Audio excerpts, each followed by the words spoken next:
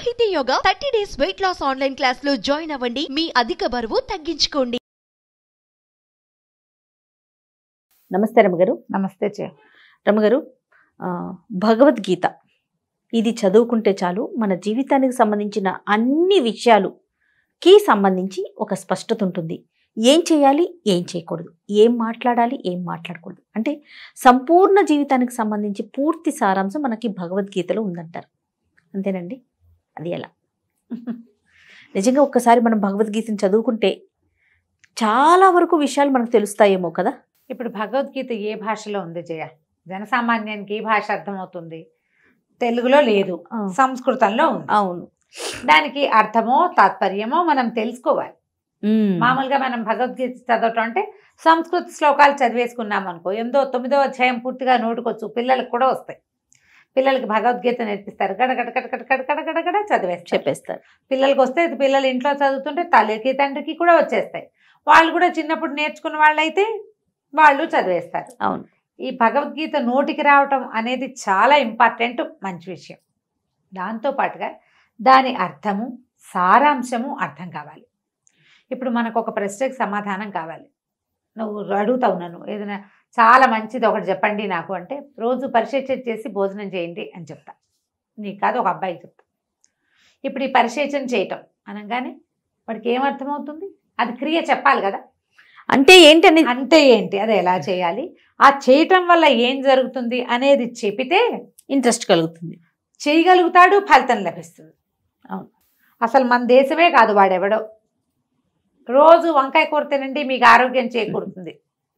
ముందు వంకాయ అంటే ఏమిటో చెప్పాలి, వాడికి తెలియాలి కదా. తెలియాలిగా. వంకాయ అంటే చెప్పాలి, అందులో ఎన్ని రకాల ఉన్నాయో చెప్పాలి, దాన్ని ఏ నూనెతో వండుకోవాలి, ఏ పదార్థాలు కలపాలి, ఎంతసేపు ఉండాలి, దాంట్లో ఉప్పు ముందేయాలా తర్వాత వేయాలా, ఎలా తరగాలి, మొత్తం క్రియ అంతా చెప్పాక వాడికి అర్థం కొంచెం తెలుస్తుంది. మన దేశం వాడే, మనవాడే. ఇప్పుడు మీ అమ్మాయి అనుకో, దానికి వంకాయలు తెలుసు, కూర రుచి తెలుసు. వంకాయకి కూర రుచికి మధ్యలో ప్రాసెస్ ఉంది చూడు, అది తనకి తెలియదు. అవును. కొంత బ్రీఫ్గా చెప్తే పై దేశం వాడికంటే మన దేశపు 10 ఏళ్ల పిల్లకి ఇది సులువుగా తెలుస్తుంది. అంతేగా. ఇంకా కొంచెం విజ్ఞత ఉన్నవాడు ఇంకోటి ఉంటాడు, వాడికి 5-6 రకాల వంకాయ కూరలు చేయడం వచ్చు. ఫలానా ఒక ప్రత్యేకమైంది నువ్వు అది చేస్తావు కదా, అలా కాదు, అందులో ఇంకా కొంచెం నువ్వులు వేయి, ఇంకో 2 మిరపకాయలు వేయి, ఒక చింతపండు, అంటే నువ్వు చేసి చూపించక్కర్లా, ఈ 3 పదాలు చెప్తే చాలు, వాడి ఐడియాతో వాడు చేసేసుకుంటాడు. తేడా చూసావా ఎట్లా ఉంది? 3 వేరు తరగతులుగా కనపడుతున్నారు ప్రజలు. మనం ఒక పిచ్చి వంకాయ కూర గురించి మాట్లాడుతున్నాం. మనం చేయవలసింది ఏంటి? భగవద్గీత పెద్ద సబ్జెక్ట్. ఈ సబ్జెక్ట్ని చిన్నతనం నుంచి వినే వాళ్ళకి కొంత అవగాహన ఉంటుంది. సడన్గా ఒక 30 సంవత్సరాలు వచ్చాక భగవద్గీతలో అన్నిటికీ సమాధానాలు ఉంటాయట అంటే వాడు పుస్తకం కొనుక్కొచ్చేస్తాడు, వంకాయలు తెచ్చినట్టే తిరిగేస్తాడు. ఏదో ఉంటుంది, అది ఎట్లా తెలుస్తుంది? ఇది ఎవరైనా చెప్పాలి, ఈ శ్లోకాలు చెప్పాలి, ఈ అధ్యాయంలో ఏ విషయం ఉందని చెప్పాలి. అసలు ఈ భగవద్గీత ఏ సందర్భంలో ఎవరు ఎవరికి ఎందుకు చెప్పారో చెప్పాలి. ఈ భగవద్గీత చెప్పిన వాడు ఎవడైతే ఉన్నాడో ఆయన ఎటువంటి వాడు, ఆయన జన్మ ఎలాంటిది, ఎక్కడి నుంచి ఇక్కడికి వచ్చాడు, ఇంత కథను ఆయన ఎట్లా నడిపాడు, అదంతా చెప్పంగానే ఇందులో సగం మనకు అర్థమైపోతుంది. అవును. ఏం చెప్పదలుచుకున్నాడు భగవంతుడు? మొత్తం కథల భగవద్గీత అంతటికి ఆధారం కర్మణ్యేవాధికారస్తే మా ఫలేషు కదాచన. కేవలం కర్మల మీదే నీకు అధికారం ఉంది కానీ ఫలితం మీద నీకు అధికారం లేదు. నీ పని నువ్వు చేసుకుని పో, అంతే. నువ్వెందుకు పుట్టావో ఆ పని చెయ్యాలి, అదే నువ్వు సరిగ్గా చేయగలుగుతావు. ఫలితం సరిగ్గా వస్తుందా రాదా దాని మీద నీకు అధికారం ఏమీ లేదు, అది ఎట వస్తే అట వస్తుంది. నీకేది పొందగలుగుతావో అది పొందజేస్తుంది, అంతేగాని నువ్వు ఏ ఉద్దేశంతో చేసావో అదే రాదు. ఈ క్లారిటీని మనకి ఎప్పుడు వస్తుంది? మనకి ఇంత భగవంతుడు ఇంత మటుకు తీసుకొచ్చాడు. ఈ కథని ఇక్కడ దాకా తీసుకొచ్చి యుద్ధం మొదలుపెట్టాక అతను బేలగా అయిపోతే అర్జునుడు, ఇంత యుద్ధం నేను చేయలేను, వీళ్ళందరినీ నేను చంపలేను, ఈ రాజ్యం కోసం ఇంత పని చెయ్యాలా అంటే ధర్మం కోసం చేస్తున్నావు నువ్వు, ఇది నీ కోసం చేసేది కాదు, నువ్వు చెయ్యాలి ఇది. అని చెప్పి యుద్ధంలోకి ప్రవేశపెట్టాడు. యుద్ధం తర్వాత ఏం జరిగింది అదొక విపరీత గాథ, అది వేరే సంగతి. యుద్ధానికి ముందు జరిగిన విషయం తెలిస్తేనే మనం ఇది భగవద్గీత మనకి అర్థమవుతుంది. అక్కడి నుంచి ఏ అధ్యాయాల్లో ఏమేమి ఉన్నాయి ఇది కూడా మనకు తెలియాలి.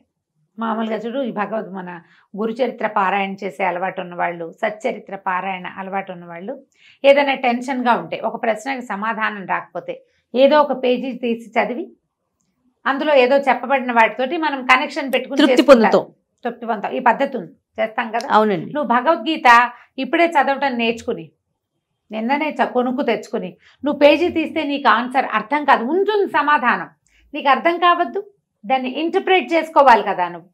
నీకు ఇంటర్ప్రిటేషన్ ఎప్పుడు కుదురుతుంది?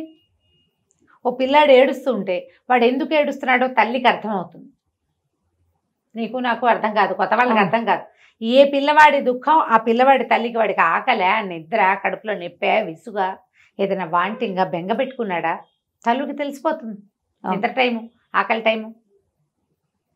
ఎలాగా పిల్లవాడి మనసుని ఎలా చదివింది, వాడికి నోట్లో ఒక ముక్క లేదే, తల్లికి అర్థమైంది చూసావా. అలాగే ఈ భగవద్గీతలో ఏముందో చదువరికి అర్థమవుతుంది. అది అర్థం కావాలంటే దాని ఆత్మలోకి మనం ప్రవేశించాలి. భగవద్గీత మాతలో ఆత్మలోకి ప్రవేశించాలి అంటే చదవాలి, ఎక్కడైనా వినాలి, చెప్పించుకోవాలి ఎవరితోటైనా. అప్పుడు అందులోకి మనం ప్రవేశిస్తాం. మన జీవితానికి సంబంధించిన అన్ని ప్రశ్నలకి భగవద్గీత సమాధానం ఇస్తుంది. గీతాదేవిని పారాయణ చేయటం కష్టం, నేర్చుకోవాలి. మీరు ఎప్పుడైనా వ్యక్తిగతంగా ఏదైనా ఒక అనుభూతిని పొందారా రమ్మగారు? గీత చదవటం ద్వారా మీకు ఈ సమస్యకి పరిష్కారం అయింది, లేదా ఈ సూచన లభించింది అనేది అట్లా ఏదన్నా అనిపించిందా? నేను చాలా పెద్ద కథ చెప్పాలి జయ. నాకు చిన్నప్పటి నుంచి పెద్దగా భగవద్గీత మీద ఆసక్తి లేదు, ఎందుకు లేదో నాకు కూడా తెలియదు. ఇంట్లో ఎవరు అక్క వాళ్ళు చదివేవాళ్ళు? మా ఇంట్లో భగవద్గీత చదివే వాళ్ళు కూడా తక్కువే. మేమందరం విష్ణుదాసనామాన్ని చదువుకునేవాళ్ళం. ఓకే. భారతంలో ఏదో ఎందులో ఉంది ఇందులో ఉంది అని ఏమీ లేదు, అలా చదువుతూ ఉండేవాళ్ళం. నేను ఏదో లలితా శాస్త్రాలు అవి ఇవి ఇవి ఇవి ఏవో నేర్చుకున్నాను. వర్షాకాలానికి ముందు 9వ అధ్యాయం పారాయణ చేస్తే చదివితే వర్షాలు పడతాయని మా అక్కయ్య చెప్తూ ఉండేది, మంచిది అని. మా పెద్దక్కయ్యలు ఐదుగురు వరకు ఈ భగవద్గీత మీద ఆసక్తి ఉన్న వాళ్ళు ఉన్నారు. తర్వాత కాలంలో, నా చిన్నప్పుడు కాదు, వాళ్ళు కూడా బాగా పెద్దవాళ్ళు అయ్యాక, నేను కొంచెం పెద్దాన్ని అయ్యాక. అయితే ఇందులో భగవద్గీతలోని కొన్ని శ్లోకాలని 25,000 అలా జప సంఖ్య 25,000 చదివితే పని అవుతుంది, అనుకున్న పనులు అయ్యేందుకు వీటిని ఇట్లా జపం చేసుకోవచ్చని ధ్యానమూర్తి పార్థసారథిని మా అక్కయ్య జపం చేసింది, అది నాకు తెలుసు. ఏదో ఒక శ్లోకం తీసుకుని జపం చేయటం నేను ఎప్పుడు తిరగేస్తుండేదాన్ని. నాకేం కోరికుందో నాకు అర్థమయ్యేది కాదు, ఏ శ్లోకం చదవాలో నిర్ధారించుకోలేకపోయేదాన్ని. ఇలాగే చేస్తాను. అందరం ఇలా ఆటగాయితనంతో ఉంటాం.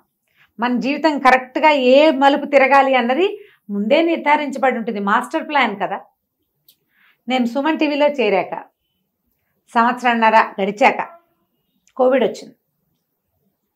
ఈ కోవిడ్కి ముందే నేను ఎంఏ క్లాస్మేట్స్ ఉన్నాం, మేము ఒక 5-6. అందులో ఒక అబ్బాయి ప్రపోజ్ చేశాడు, భగవద్గీత రోజు చదువుదాము అని.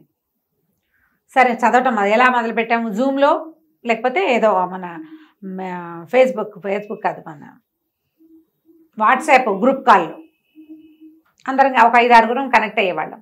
నేనే చదివేదాన్ని, లేదా శ్లోకం అంతా చదివితే నేను కిందున్నది గీతా ప్రెస్ వాళ్ళు వేసింది తాత్పర్యం చదివి అర్థంలోకి ఇంకా కొంచెం అందులోకి వెళ్ళడానికి ప్రయత్నం చేసేవాళ్ళం.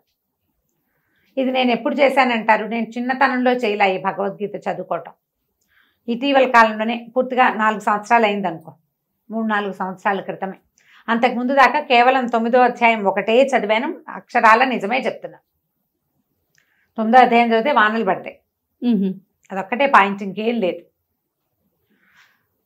ఈ చదవటం మొదలుపెట్టాక ఎలాంటి చేంజ్ వచ్చిందో నేను అప్పటిదాకా ఎప్పుడు అనుకుంటుండేదాన్ని. నేను మన జీవితంలో ఇలాంటి మార్పు ఎలా సంభవించింది, ఎలా నేను ఇక్కడ దాకా వచ్చాను, అసలు ఇదేంటి ఇంత లేట్ ఏజ్లో ఇలా ఒక కథ మొదలవటం ఏమిటి, ఇందులో ఇది నాకు ప్రొఫెషన్ అవ్వటం ఏంటి, నా ప్రవృత్తి ఇలా వృత్తిగా మారిపోవటం ఏమిటి అని ప్రశ్న ఉండేది నాకు. దేనివల్ల ఇలాంటి టర్న్ వచ్చింది అనేది తెలియలా నాకు. అది నాకు భగవద్గీతలో సమాధానం దొరికింది. అందులో భగవంతుడు చెప్తాడు, నువ్వు ఏదో ఒక ఉపాసన చేసుకుంటూ వెళ్ళు, ఈ జన్మలో నీ ఉపాసన పూర్తి ఫలితాన్ని నువ్వు పొందలేకపోతావు, మోక్షం పొందలేవు, నువ్వు మళ్ళీ పుడతావు, ఉపాసన చేస్తూ చచ్చిపోతావు మధ్యలో. కానీ ఎవడైతే ఉపాసనాపరుడు వదిలేసి మరణిస్తాడో వాడు మళ్ళీ తన జీవితంలో ఎక్కడ వదిలిపెట్టాడో అక్కడి నుంచి మొదలవుతాడు అని. ఎక్కడ వదిలేస్తే అక్కడి నుంచి స్టార్ట్ అవుతుంది. ఓకే. నేను కూడా అందరి పిల్లల్లాగానే అల్లరి పిల్లనే, పెద్దగా మాట వినేదాన్ని కాదు, సరిగ్గా చదువుకోలేదు, ఏదో ఏదో చదివాను అంతే. బాగా శ్రద్ధ అయిన చదువు, శ్రద్ధాళువుని కాదు, బుద్ధిమంతురాలని కాదు, నేను మామూలు పిల్లని అంతే.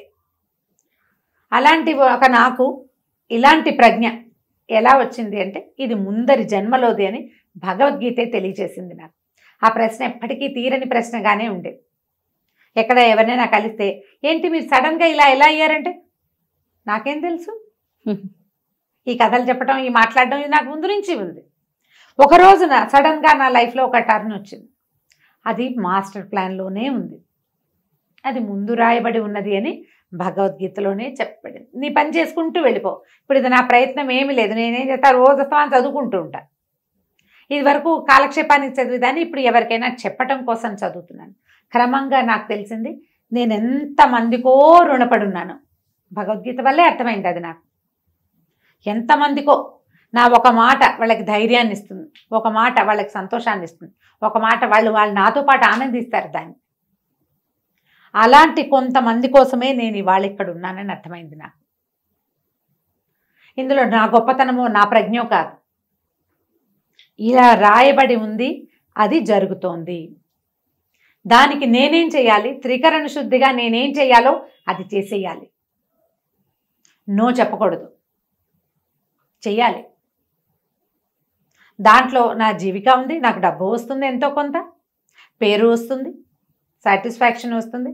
భగవంతుడు ఏ దారిలో నన్ను పెట్టాడో ఆ దారిలో నేను సజావుగా, ఇందులో తప్పుడు మాటలు, తెలివి తక్కువ మాటలు మాట్లాడకూడదు. ఒకవేళ తెలియకపోతే నాకు ఇది తెలియదని చెప్పేయాలి. నేను ఎప్పుడు దాచిపెట్టుకోను ఆ విషయంలో. ఈ విషయం నాకు తెలీదు, ఇది నేను చెప్పలేను, నిర్మోహమాటంగా చెప్పేస్తా. అది చెప్పమని స్క్రీన్ కూడా మనం చాలా సార్లు మాట్లాడుకున్న సందర్భాలు ఉన్నాయి రమ్మగారు. ఈ విషయం మనకంత స్పష్టత లేదు, నాకంత అవగాహన లేదు అనే విషయం చాలా చక్కగా చెప్పేస్తారు మీరు. చెప్తాను, అది నాకు భగవద్గీత నుంచి వచ్చిన ప్రబోధమే. నీకు తెలియపోతే తెలియదని చెప్పు, తెలుసుకుని ఏది చెప్పగలిగితే అది చెప్పు. నీ వల్ల ఇప్పుడు నేనైతే చెప్తా, కొంతమంది ఏమిటి అలా ఎలా కాదని కొంతమంది నెగిటివ్ కామెంట్స్ వస్తాయి. కానీ దాన్ని పాజిటివ్గా తీసుకుని అదే పని మీరు చెప్పారు, మేము చేసాము, మాకు బాగుంది అని చెప్పే కామెంట్లు 100 వస్తాయి. అంతే కదండి, 100 రోజు. మీరే మాకు నిద్రపోయే టైంకి ఏంటి బెడ్ టైం స్టోరీ నాదే బెడ్ టైం స్టోరీగా, నా వాయిసే బెడ్ టైం స్టోరీగా ఉన్న వాళ్ళు కనీసం 1,00,000 మంది ఉన్నారు మన వ్యూవర్స్లో. నేను ఎక్కడికి వెళ్ళినా రాత్రిపూట మీ కథే వింటాను, మధ్యాహ్నం పూట మీవే వింటాను. మీరే నాకు తోడు. నా ప్రెగ్నెన్సీలో మీ కథలే విన్నాను. నేను అనుకుంటా భగవంతుడు నేను అక్కడెక్కడో ఆపా, దాన్ని కంటిన్యూ చేసి అది ఇక్కడ నన్ను లాగాడు ముందుకి. ఇంతమందితో నా రుణాన్ని ఇలా తీర్చుకునే అవకాశాన్ని ఇచ్చాడు. అది మనకి భగవద్గీత వల్ల అర్థమవుతుంది. నాకు అట్లా అర్థమైంది. సూపర్. తప్పకుండా రియల్లీ గ్రేట్. చదువుకోండి, అర్థం చేసుకునేందుకు ప్రయత్నం చేయండి. దాన్ని గీతాసారము మనకి గీతా ప్రెస్ వాళ్ళు విద్యాప్రకాశానందగిరి వారు రాసింది చాలా ఇష్టం నాకు. గబుక్కుని పేరు స్ట్రైక్ అవుట్, ఆ పుస్తకం పేరు చెప్పలేకపోతున్నా. విద్యాప్రకాశానందగిరి గీతా ప్రెస్ వాళ్ళదే. మీరు అది గనక నిదానంగా చదివితే టాపిక్ అర్థమవుతుంది. 3-4 ఫ్రెండ్స్ కలిసి ఒక సర్కిల్గా ఏర్పడండి.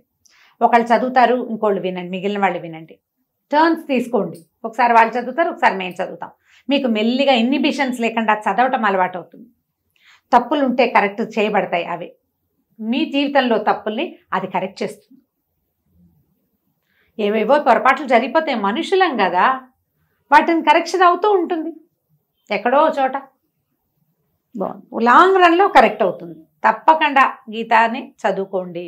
గీతాదేవి మన పక్కన, మన వెనకాల అమ్మలాగా నుంచుంటుంది. మన చెయ్యి పట్టుకుని నడిపిస్తుంది. మనకేంటంటే అలవాటు అవ్వాలి మనకు అది.